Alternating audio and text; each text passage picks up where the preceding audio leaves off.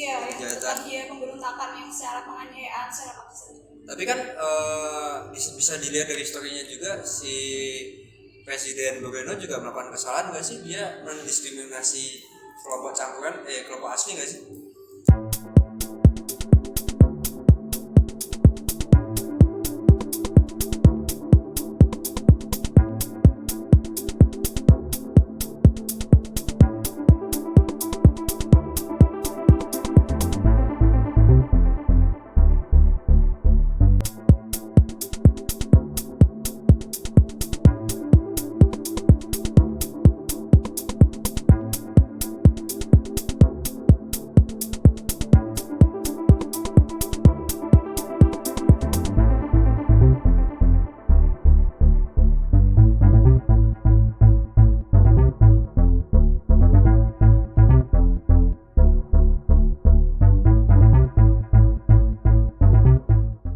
Salam sejahtera para peserta diskusi kita malam ini. Saya sangat senang kita dapat berkumpul di forum ini untuk membahas topik yang sangat relevan dan penting. Mari kita mulai diskusi ini dengan saling berbagi ide dan pandangan. Jadi diskusi kita kali ini kita akan membahas tentang sebuah rezim berkuasa negara Moreus merupakan tentara pemberontak Mogu-Mogu atau suku asli yang ketuai oleh Mazar menduduki istana kepresidenan dan memaksa Presiden Moreno atau suku campuran mengundurkan diri dan memberikan kekuasaan kepada jenderal tertinggi pada angkatan perang negara Moreus yang berasal dari Mogu-Mogu Jenderal Beryl Blas. Mereka mendapatkan kekuasaan setelah mengancam Presiden Moreno bahwa pemberontak Mogu-Mogu dan sekutunya negara Walak atau Presiden Orotoa dan negara Walik atau Presiden Burgundi akan mengeksekusi keluarga dan sandera yang ada dalam tawanan pemberontak Mogu-Mogu. Meski Presiden Moreno beberapa kali menolak dan terjadi penyiksaan dan pembunuhan kepada anggota keluarga dan tawanan, sejumlah 5.000 orang dari ketua suku pasca perilahan kekuasaan demi mengamankan kekuasaan Jenderal Beryl Blas melakukan penangkapan dan pembunuhan. Oke, jadi saya di sini minta untuk kita saling menukar pandangan tentang masalah yang sedang terjadi ini. Kita berkumpul untuk saling menukar pandangan tentang masalah ini. Mungkin di sini saya akan memulai dari saudara Rafael. Ya. Jadi yang pertama, presiden itu terpilihnya melalui pemilu ya. Dan di sini kenapa presidennya sampai dikudeta? Jadi presidennya itu tidak menjalankan tugas dan kewajibannya sebagai presiden yang seharusnya atau yang umumnya, dan lebih mengutamakan suku lain atau campuran daripada suku asli. Contohnya seperti perizinan pembukaan usaha, pembangunan rumah, dan pelayanan kesehatan kurang untuk suku asli atau dipersulit lah. Karena presiden sebelumnya tuh dua suku ini terjadi perang dan didominasi oleh suku asli, dan setelah beberapa tahun kedua suku ini damai. Dulunya suku asli rasis terhadap suku campuran, kemudian munculnya balas dendam ke suku campuran. Dan ketika presiden berhasil naik dari suku campuran membalas dendam seperti yang tadi saya bilang, dan presiden yang sekarang dipilih oleh masyarakat dari suku campuran. Mungkin itu dari saya. Sekian.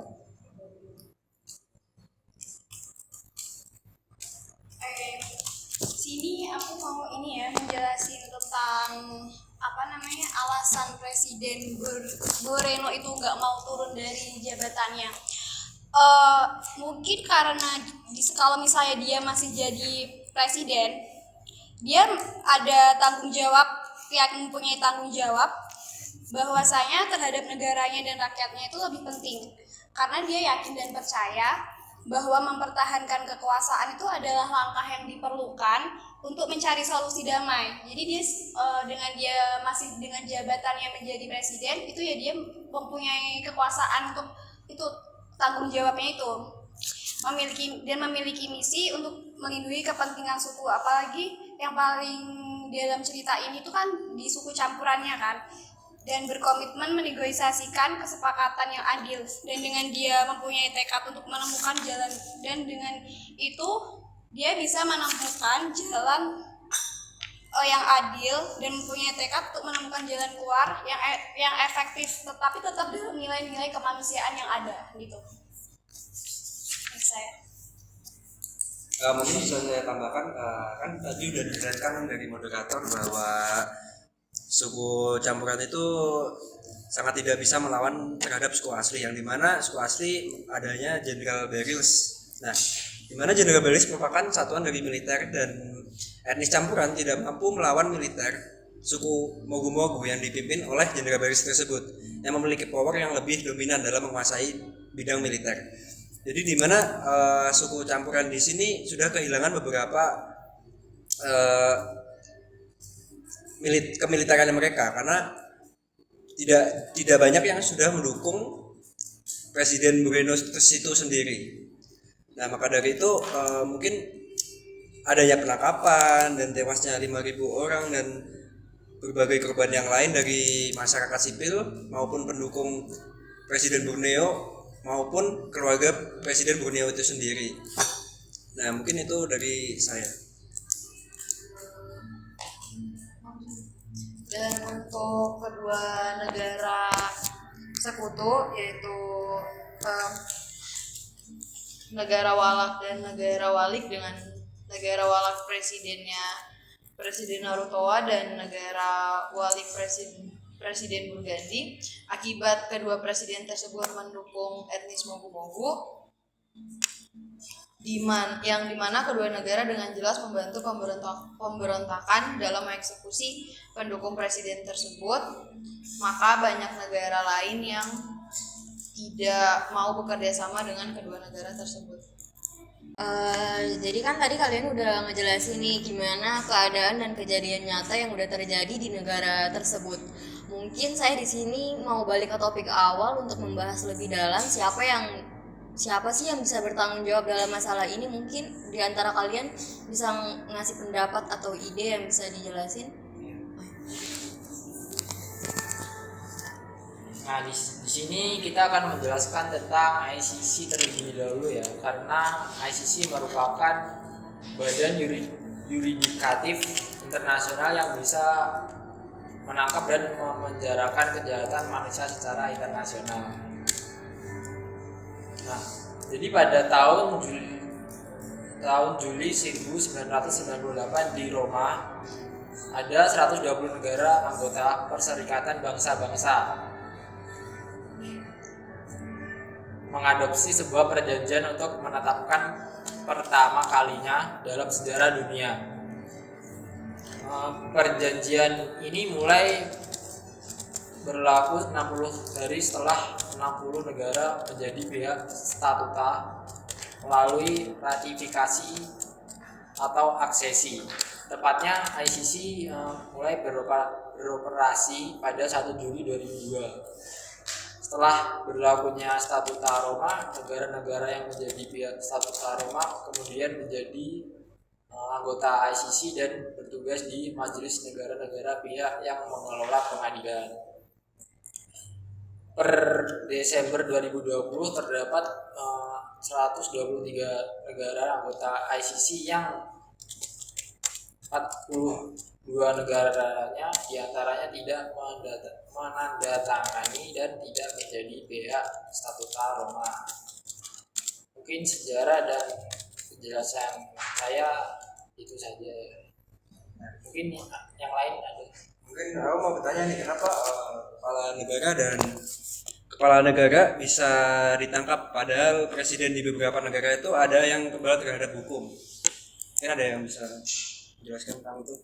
Oke, di sini pemimpin negara itu merupakan individu subjek hukum internasional dan berhak dimintakan pertanggungjawaban. Seorang individu dapat dimintakan pertanggungjawaban sesuai dengan yurisdiksi personal ICC, di mana pasal 25 ayat 1 Statuta Roma mengatakan bahwa ICC hanya memiliki yurisdiksi untuk mengadili individu. Nah, dalam kasus ini individu yang dapat diadili yaitu Jenderal Beryls. Tentang ICC, mungkin aku mau menambahin yang tentang ini ya, terhadap kejahatan terhadap manusia yang di dalam kasus ini, dimana kan dalam tindakan ini tuh gender burial itu kan melancarkan penangkapan dan pembunuhan serta penyiksaan terhadap pendukung mantan Presiden Moreno kan. Nah, kalau disampaikan dalam ICC, dalam pengadilan internasional, di mana hal itu tuh masuk ke dalam kejahatan terhadap manusia. Kenapa? Karena menyebabkan penderitaan serius atau perampasan hak asasi manusia, dan dalam hal ini mencakup tindakan yang melibatkan penganiayaan atau dieksekusi yang menyebabkan penderitaan fisik. Dalam pengadilan ICC dalam kasus ini melibatkan kejahatan terhadap kemanusiaan gitu. Jadi mungkin menurut kalian siapa sih yang bersalah di sini tuh sebenarnya? Jenderal Barry seperti yang aku ceritakan. Jadi dengan penangkapan dan yang lain-lain itu ya. Iya, yang dia pemberontakan yang secara penganiayaan, secara paksa. Tapi kan bisa dilihat dari historinya juga, si Presiden Moreno juga melakukan kesalahan nggak sih? Dia mendiskriminasi kelompok campuran, kelompok asli nggak sih? Dari situ.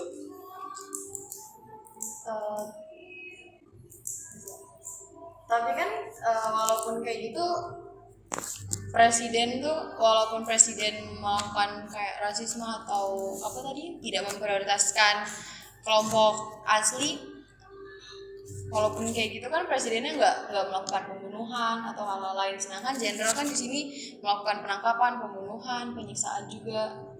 Jadi mungkin maksud Anda itu kayak presiden di sini, Presiden Borneo itu bisa diadili secara di dalam negara itu aja ya, bukan secara internasional ya. Karena kalau dari bidang internasionalnya, dari ICC-nya nggak bisa mempenjarakan Presiden Borneo, hanya bisa mempenjarakan Presiden Barrios itu sendiri ya. Iya, lebih ke gender burial kalau di ICC.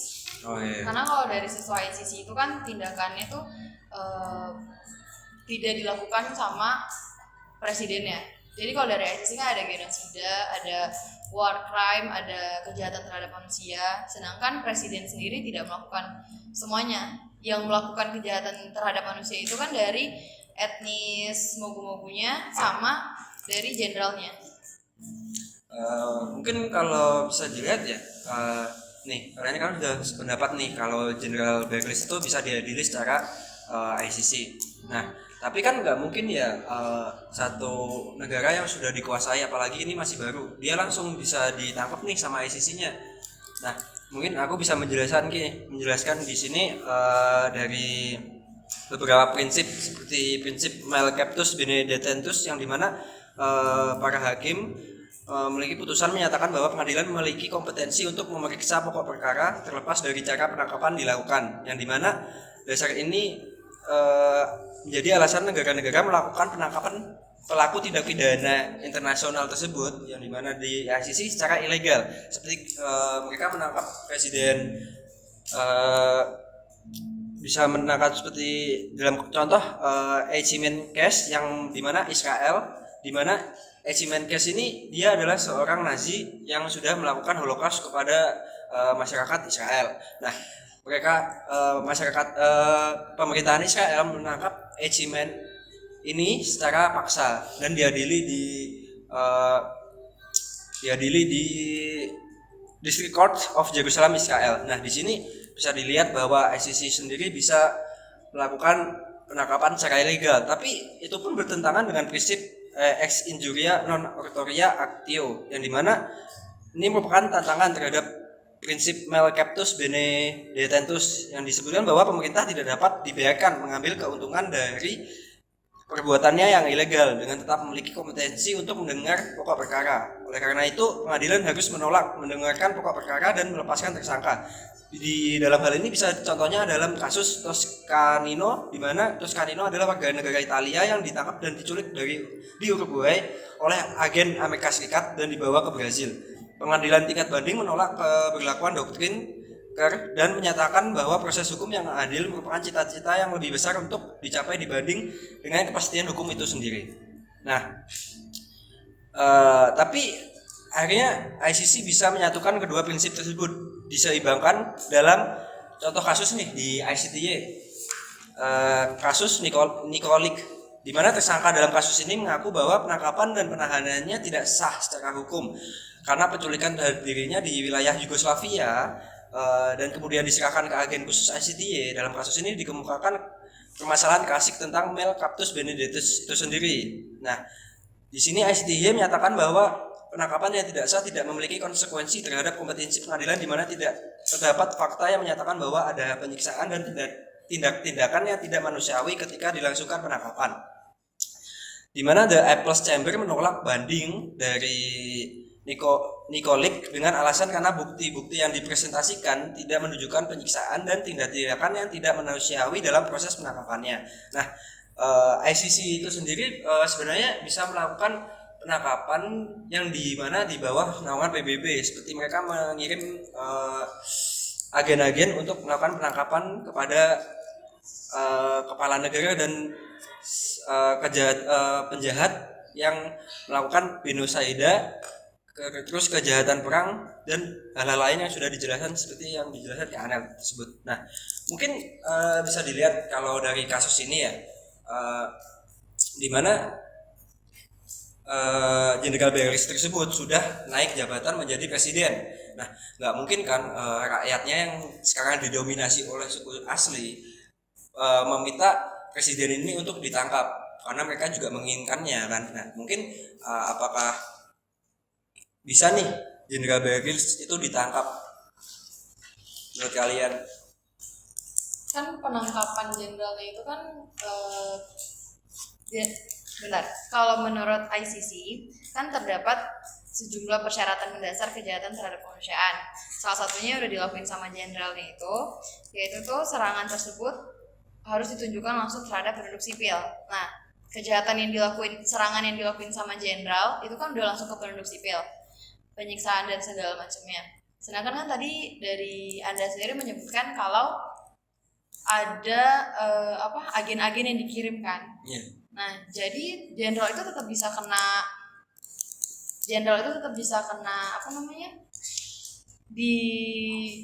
dibawa ke ICC karena dari agen-agen itu. Jadi kan bisa dilihat kasus kali ini bisa menyangkut 5.000 orang yang dimana beberapa tewas dan ditangkap sebagai korban kan. Nah, itu bisa dilihat kasus ini lebih besar itu sudah bisa didirikan seperti International Criminal Tribunal for the Former Yugoslavia nggak sih, kayak kita singkatnya ICTY. Mungkin kita bisa membangun nih di persidangan khusus untuk negara Mauritius ini, seperti itu. Nah, mungkin itu aja sih dari saya. Ada yang mau nambahin lagi?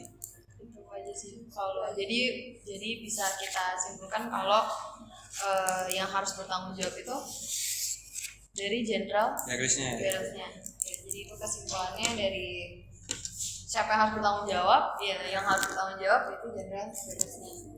Berarti kita bisa lanjut ya untuk mencari solusi dari masalah ini. Mungkin dari penjelasan tadi kita bisa langsung masuk ke solusi. Mungkin bisa dimulai dari saudara Daniel. Menurut saya dari kasus ini, khususnya dari negara Mauritius, ego kekuasaan serta primordialitas dari salah satu faktor pemecahan radikalisme pada antar suku tersebut, yaitu semangat membela suatu sekte atau kepercayaan agama suku yang tidak lazim atau yang berbeda, yang tidak diterima oleh para penganut agama lain pada suku tersebut atau suku lain pada negara tersebut.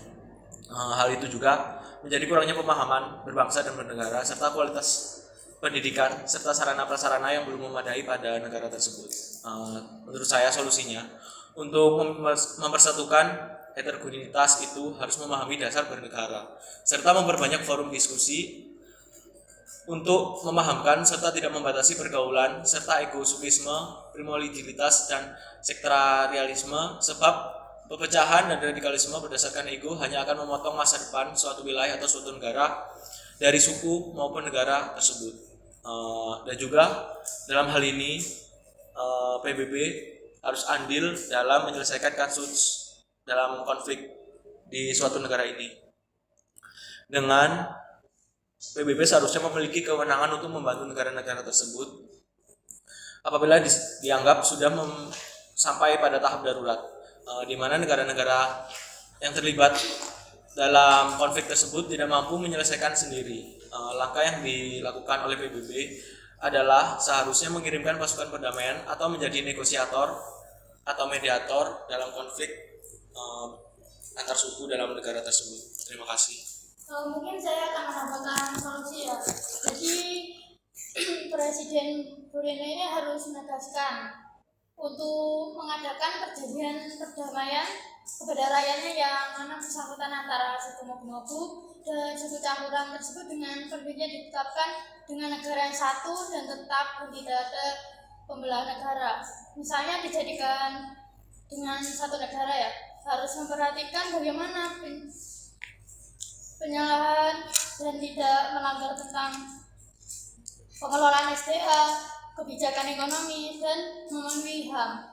Contohnya Indonesia dengan Timor Leste, yang mana Timor Leste ingin memisahkan diri dengan Indonesia dan ingin menjadi negara baru karena perlakuan tidak adil dari pemerintah yang berkaitan dari pemisahan antara kedua belah pihak yang terjadi pada tanggal 20 Mei 2000. Jadi ini kalau misalkan solusi kalau misalkan dijadikan dua negara, karena presiden harusnya itu mayoritas dari suku tersebut, yang mana di sini yaitu suku Mogu-Mogu. Saya mengambil contoh dari Indonesia. Meskipun tidak ada peraturan tertulis di Indonesia bahwasannya presiden harus menganut agama tertentu dan menganut suku tertentu, tapi Indonesia karena memiliki agama yang mayoritas adalah Muslim, sebaiknya pemimpin beragama Muslim juga, karena mayoritas di Indonesia juga beragama Muslim. Jadi secara tidak langsung suara masyarakat lebih memilih pemimpin yang menganut agama mayoritas. Saya menambahkan sedikit ya. Jadi sebaiknya dibagi menjadi dua negara saja agar sesuai dengan ideologi dan keinginan masyarakat tersebut. Karena sejatinya pemimpin adalah orang yang dapat dijadikan panutan, seperti contohnya konflik Indonesia dan Papua yang memisahkan diri menjadi satu negara. Mau menambahkan sedikit ya, jika dijadikan dua negara, sebaiknya diberikan presiden masing-masing dari suku masing-masing tersebut, dengan dibuat perjanjian dari presiden suku Mogu-Mogu dan suku campuran. Dan juga untuk pemilihan presidennya seharusnya dijadikan dua, karena telah dipecah menjadi dua negara kan. Dari suku Mogu-Mogu mempunyai presiden sendiri, dan dari suku campuran memiliki presiden sendiri dan juga wilayahnya sendiri-sendiri, agar tidak terjadi konflik yang terulang lagi. Seperti itu. Terima kasih. Dan juga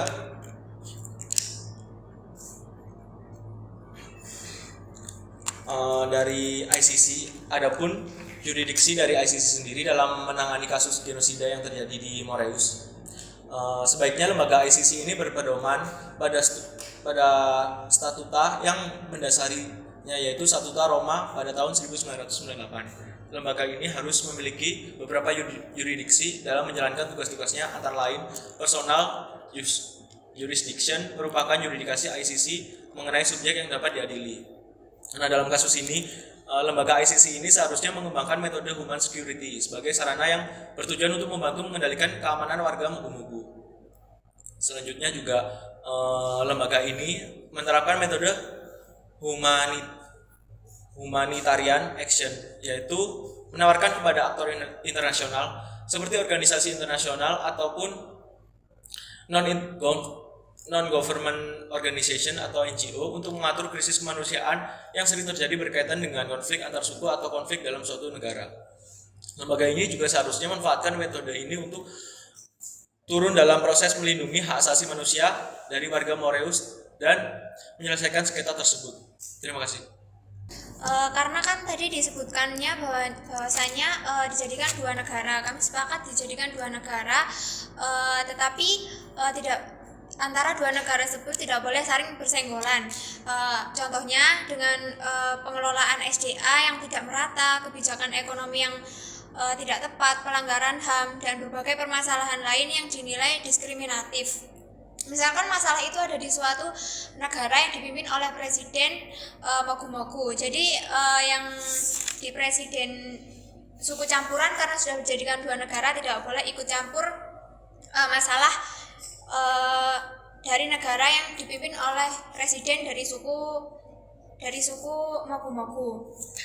Karena pada masa awal kependudukan, contohnya di Indonesia, karena pada masa kependudukan Tentara Nasional Indonesia indikasi melakukan pelanggaran HAM berat karena mengakibatkan tewasnya kurang lebih 200.000 warga tim-tim di Timur Leste. Karena tadi kan disebutkan contohnya Indonesia dengan Timur Leste, yang dimana Timur Leste ingin memisahkan diri dari Indonesia. Sekarang kan Indonesia dengan Timur Leste kan sudah tidak ada, Indonesia tidak mencampuri urusan Timur Leste dan juga sebaliknya. Jadi solusinya juga dijadikan dua negara dan tidak mencampuri urusan dari negara masing-masing. Gitu. Sedikit menambahkan ya, karena menurut saya pelanggaran yang disampaikan oleh teman saya ini termasuk pembantaian penduduk secara acak, pembunuhan di luar hukum, penghancuran sumber makanan rakyat, siksaan dan pemaksaan pemaksaan peninggalan tempat tinggal yang dilakukan untuk membentuk suatu negara baru pada kasus Timur Leste, yaitu dengan pemungutan suara yang diadakan oleh PBB.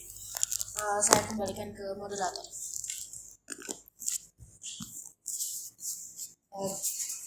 Terima kasih. Mungkin dari diskusi ini saya bisa menyimpulkan dan dibantu oleh Notolen dari diskusi itu.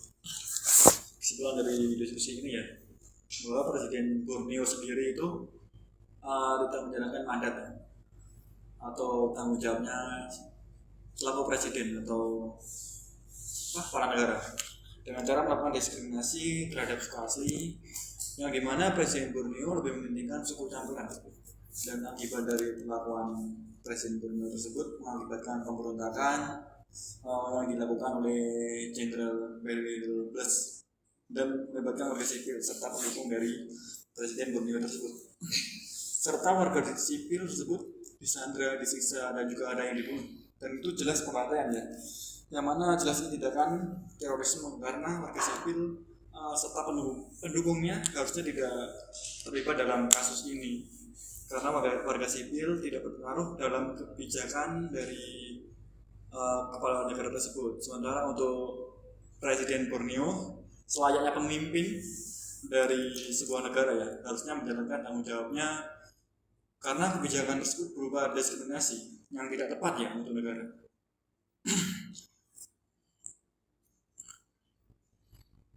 Dan Presiden Borneo harusnya bersikap adil lah terhadap suatu rakyat tanpa harus membeda-bedakan. Ya, itu kalau menurut saya. Ya, saya rasa cukup untuk diskusi kita malam ini. Saya cukup puas dengan pendapat kalian masing-masing, dan terima kasih udah hadir di forum kita malam ini. Terima kasih.